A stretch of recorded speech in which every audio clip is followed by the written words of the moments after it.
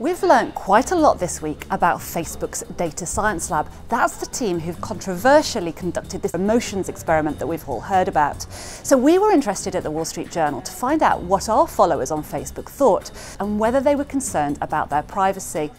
Now, most people came back and they seem very wise to the fact that Facebook has their data and uses their data and in general didn't have concerns. Of course, a couple of people did. One person interestingly said, this news represents a fundamental change in the relationship between Facebook and their users. And another person came back and said Facebook experiments should be outside of the standard terms of service and Facebook should instead provide an opt-in rather than opt-out in the terms and conditions. One person said, if you pay for it, you are the customer. If you don't, you're the product. I've always known that about Facebook, he says.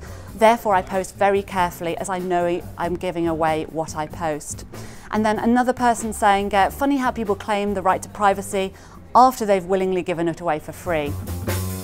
In general, people weren't concerned about giving their data. One person called Felix said, simply put, no, I'm way more concerned about the NSA.